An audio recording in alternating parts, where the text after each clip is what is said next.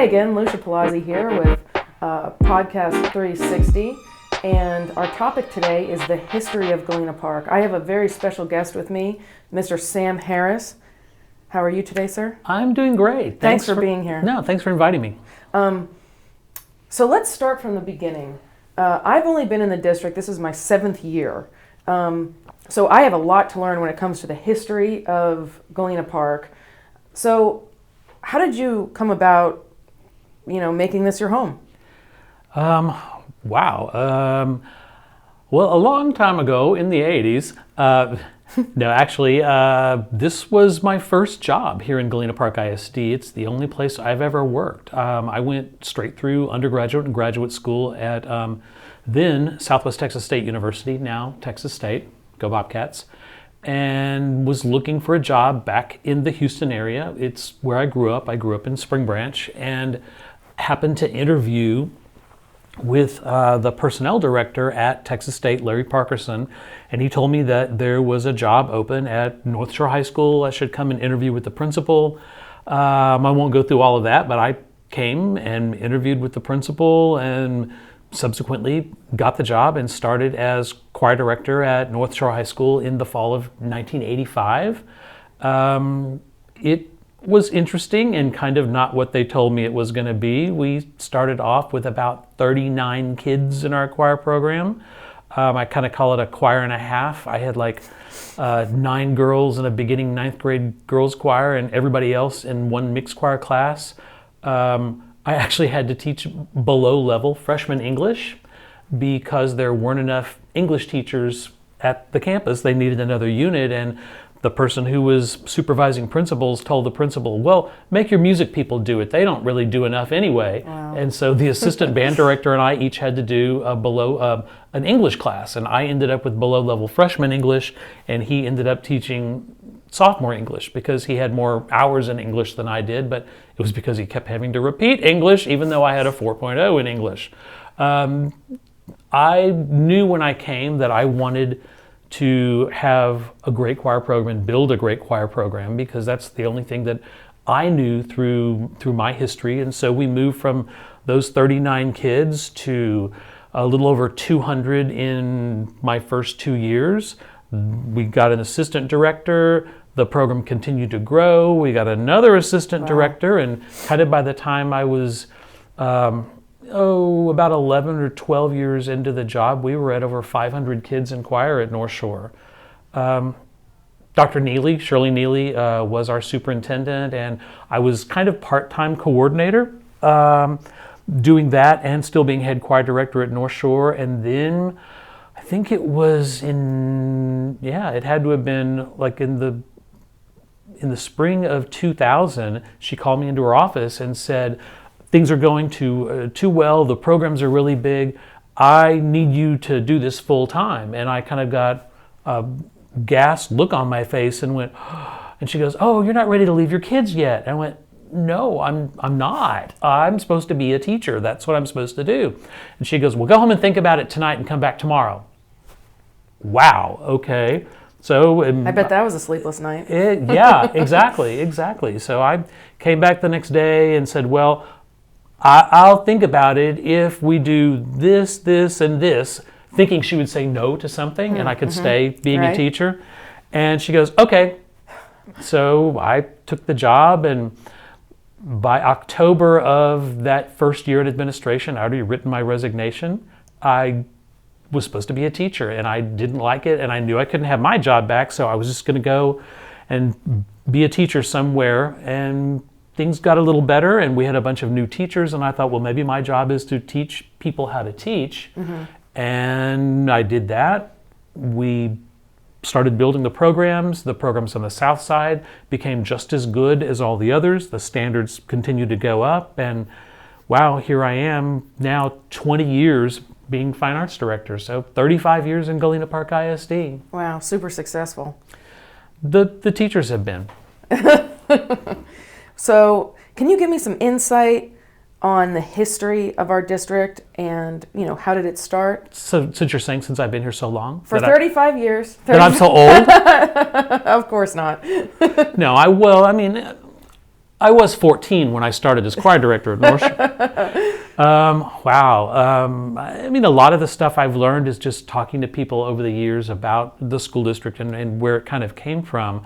My understanding is there was a settlement of people over in Galena Park, and it started, I think, in the late 1800s, and it was mainly a farming and ranching community, and they called the community Clinton.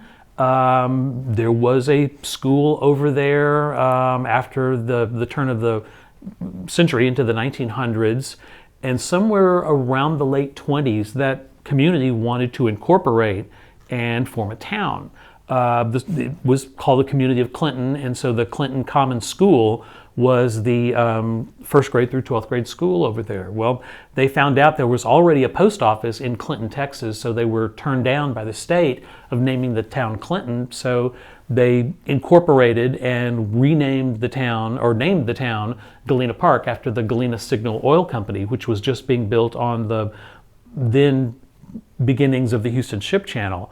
Well, when the town renamed Galena Park, the school district became Galena Park Independent School District after the name of the town. So that's kind of our origin, is the name of Galena Park is after an oil company that was on the Ship Channel. Well, the town was growing, and the Ship Channel area of Houston was becoming industrial and growing, and so we expanded schools here and there. And about 1941, I believe, the Sheffield Steel Company, which was a division of Armco Steel, built the steel plant, which is no longer a steel plant. I always tell people, if you stand on Uvalde and look down toward the freeway, you see that massive facade of building, that metal building down there, and that was the Armco steel plant.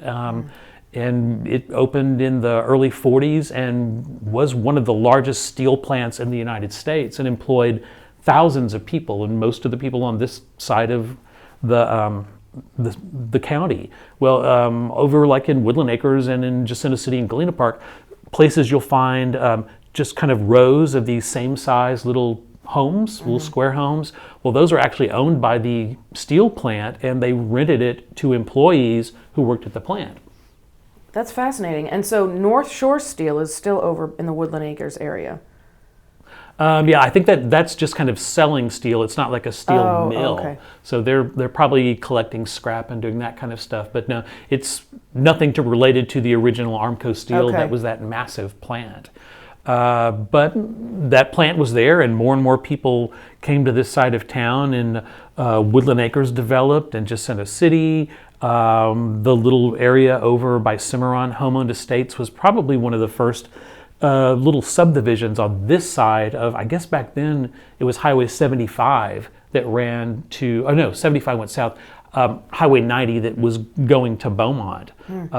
But the only way really back then, before that was there, was taking Market Street from downtown Houston through Galena Park over into Baytown. That was the only way. And Market Street. Yeah, hard to think about that as the place that you traveled from Houston to Baytown on. So I-10 wasn't there at the time? No, I-10 wasn't there at all. And even I remember when I was a little boy, growing up in Spring Branch, I-10 wasn't here in the 60s. It was just being developed. So it's kind of weird to think back and fathom Houston without freeways and just kind of streets. But I mean, as a community grew, I guess the first part of the North Shore area that I heard was to develop was the Cloverleaf area, which back then people called it Cloverleaf Farms, because it was a bunch of family-owned farms in that area, and they started selling off plots of it, and people moved in and built houses, and that area kind of grew. And then Cloverleaf was the first school built on this side of the district, I believe. And then as the Korean War ended and Vietnam went on, people were coming back from overseas, and a lot of them settled over here in Cloverleaf and Home-Owned Estates down by Cimarron, that area. So it seemed the school district had a need for another school on this side, so they opened North Shore Junior High up here in the North Shore area, kind of in the building that we're sitting in right now, the Zotes Education Center.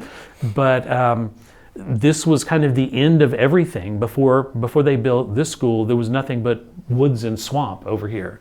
So they opened North Shore Junior High, and the school district continued to grow. All the kids who lived over in Cloverleaf and the Cimarron area came here, but they had to get on a bus or drive their car over to Galena Park High School because there was still only one high school in our district. 1960s started coming, and there was a need for another school in Galena Park, and so they opened and built North Shore Senior High on Holly Park. Back then it was a 10, 11, 12 school, and it was kind of about the size of Galena Park. They were both back then classified as the biggest in Texas size. Nowadays you would call them 6A schools, but they were no close to that size. But there was a huge rivalry between North Shore and Galena Park, of course, just like any time a school district opens a second school from the mother school. You have like Pasadena High and Rayburn, and Baytown Sterling and Baytown Lee, and the old Spring Branch High School and Memorial High School. Well, there was Galena Park versus North Shore back then. And people have told me that in that rivalry through the 60s and up into the 70s, the old jacket guard, the guys who carried around Mr. Jack at the football game, and the rounders, the guys who rolled thunder during the football game, would go and they would steal each other's mascots back and forth. Like the jacket guard would come and steal thunder, and they would cut off his ear and paint a black and gold GP on the back of him like a brand, and then parade him up and down Clinton Drive. And the guys from North Shore would somehow get Mr. Jack, and they would paint the backside of him red and white stripes versus black and gold, and drive him up and down Wood Forest Boulevard. Oh my gosh. But yeah, that was, I think it was a very healthy rivalry between the two high schools. And I missed all that because I was just in junior high and going into high school on the opposite side of Houston. So that kind of went on, and our area continued to grow, and the Wood Forest developed, kind of the neighborhoods behind the current 9th grade campus in Zote Center. Those houses grew, the community grew, and things were going pretty good up until the early 80s. And I always tell people a couple of really bad things happened, not just on this side of town, but in Texas. Just about the time the bottom fell out of the oil market in the early 80s, like about 1983, the price of oil dropped. People lost their jobs in not just oil fields, but in the refineries, in the tool plants, in the pipe yards that you would see up and down Sheldon Road and Old Highway 90. Well, Armco Steel announced in the fall of '83 that they were going to close the steel plant, and in January of '84, they laid off the remaining workers that were there. 3,000 people instantly lost their jobs that January. At the same time, the oil bust happened. So it was a very devastating time for Texas, for Houston specifically, but for Galena Park and this side of town, because everyone lost their jobs. Wow. And I don't know where they went. But yay, that was about the time that I got out of college in '84, '85, and I got my job at North Shore. So when I came, I remember the newer part of Wood Forest, kind of back behind Cunningham, there were just sections of places that houses stopped being built, and people didn't live in these houses because they lost their homes. So there was no job. That's sad. It really is. We made it through that somehow. Supposedly, someone told me once that when the steel plant closed, the district lost like a third of its tax base. Oh, Yeah. yes. So that they made it through, and our board back then were great stewards, and there was still, budgets were good. Teacher salaries were really good whenever I came here in the early '80s. So they did some good stuff for us. But as Houston recovered and things diversified and the community began to diversify, our side of town grew more and more. There was a need for another middle school over here. North Shore Junior High was busting at the seams, but by that time it had become North Shore Middle School, and the 9th graders had moved over to the original high school. So they built Cunningham, split North Shore Middle School into two schools. I was here about that time. Things continue to grow. We were adding a few elementary schools. Purple Sage grew, Havard. Another bond came up, and we built the current North Shore Senior High. For a long time, we were just juniors and seniors over there, and freshmen, sophomores over here. And we moved into North Shore Senior January of '99, and so that was about my last year to teach. But throughout the '90s, North Shore was a very, very diverse place. Galena Park people had begun, grandparents moving out and young Hispanic families moving in, so it kind of became the community that it is now. But in the '90s, North Shore was very diverse. It was about a third, Anglo, African American, and Hispanic. And there was about 10% of our population back in the '90s were South Asian, all from the state of Kerala in India. And I would say the reason I know this is because it seems like all of those kids were in my choir. Kerala is one of the most diverse states in South India and has a huge population of Christians. And those people came and immigrated to the United States, and a lot of them lived in Pine Trails and Woodforest West.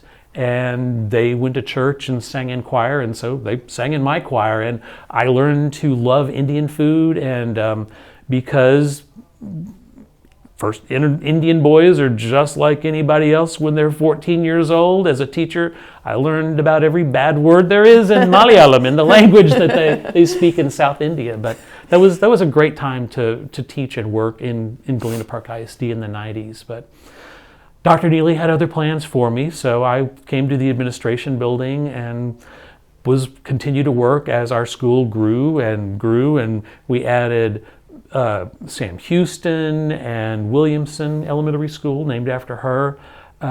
Things got bigger. Our programs developed, and Galena Park has become a great place to work and a great place to teach. Was there a dark side to Galena Park history? I think that we have to deal with this like the rest of the South and Texas.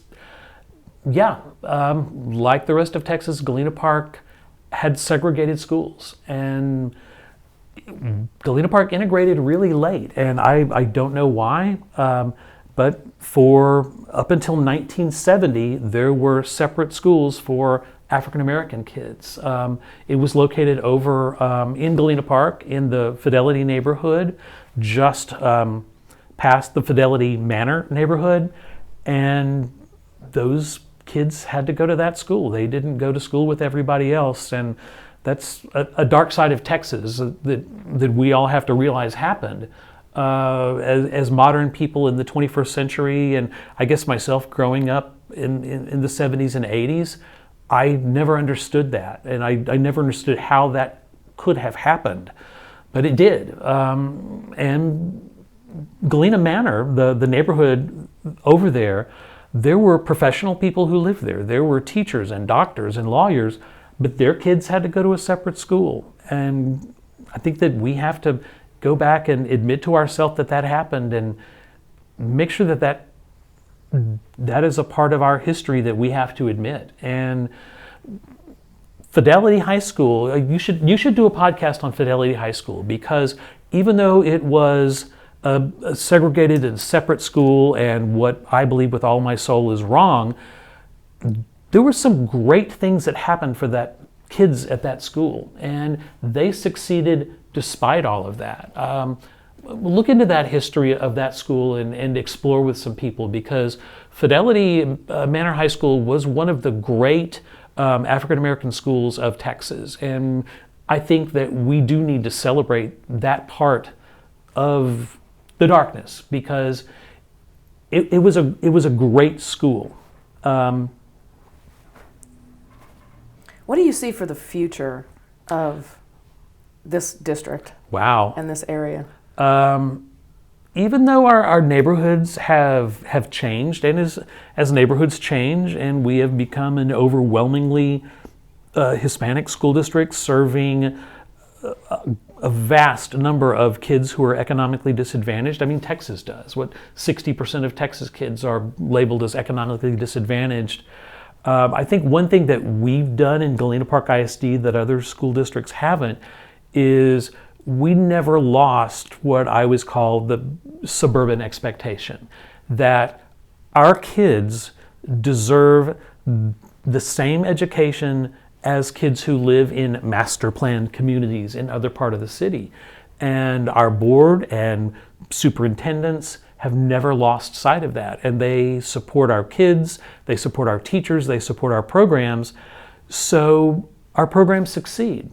And it doesn't matter where you come from or if you are a first generation immigrant to this country, our kids are successful, and they are many times more successful than our more affluent counterparts, I think, because we hire great teachers and pay them well and support our programs with money. Our arts programs wouldn't thrive if it wasn't for the support of our board and Dr. Williams making sure that we pay everybody's entry fee to contest, because kids wouldn't have the money to do that. When mom and dad are worried about keeping the lights on at the house, right, they're not going to think, oh, I need to pay a fee for solo and ensemble contests. So we take care of that for them. Other school districts, just to be an art class, you have to pay an art fee, right, for disposable supplies. We don't do that. We provide the tools necessary for kids to be successful in our visual arts programs as well. Because if you told a kid you're going to have to pay a $50 fee to be in AP art, they wouldn't be in AP art.